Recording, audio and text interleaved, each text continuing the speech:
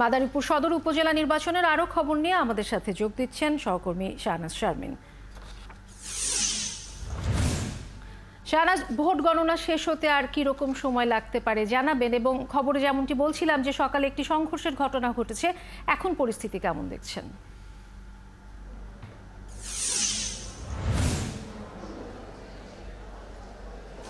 এখন পরিস্থিতি আসলে সবাই ভোটের ফলাফলের জন্য অপেক্ষা করছে। আমরা আসলে জেলা পরিষদ কমপ্লেক্সের ভেতরে জেলা পরিষদের উপজেলা পরিষদ প্রশাসন মাদারীপুর সদরের অডিটোরিয়ামে, আজমত আলী খান অডিটোরিয়ামে দেখতে পাচ্ছি ফলাফল সংগ্রহ ও পরিবেশন করা হচ্ছে।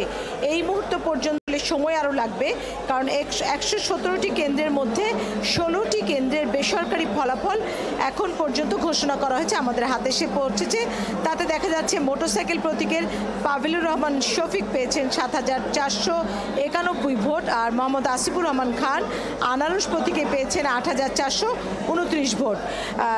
ভাইস চেয়ারম্যান পদে এইচ এম মনিরুজ্জামান আক্তার উড়োজাহাজ মার্কায় পেয়েছেন 5,007 ভোট, মনিরুল ইসলাম ভুইয়া তালা মার্কায় পেয়েছেন 7,022 ভোট, এবং মোহাম্মদ বোরহান উদ্দিন চশমা মার্কা তিনি পেয়েছেন 3,590 ভোট।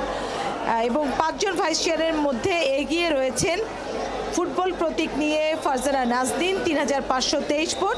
তারপরে আছেন ডেইজি আফরোজ সেলাই মেশিনে 6,780 ভোট নিয়ে হাঁস মার্কায় ফারিয়া হাসান রাখি এগিয়ে আছেন, এবং এরপরেই সেলাই মেশিন প্রতীকে ডেইজি আফরোজ 2,566 ভোট, এবং হেনা খানম প্রজাপতি মার্কায় পেয়েছেন 675, আর কলস মার্কায় মোসাম্মদ তাজ নাহার পেয়েছেন 940 ভোট।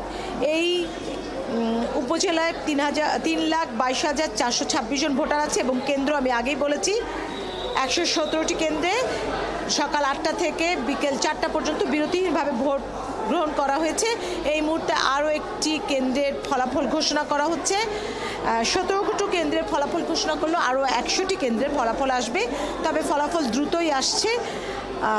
আরও কিছুক্ষণ ঘন্টা 2 বা 1.5 সময় লাগবে বলে আমাদেরকে এখানে যিনি সহকারী রিটার্নিং কর্মকর্তা ফলাফল ঘোষণা করেছেন তিনি জানিয়েছেন।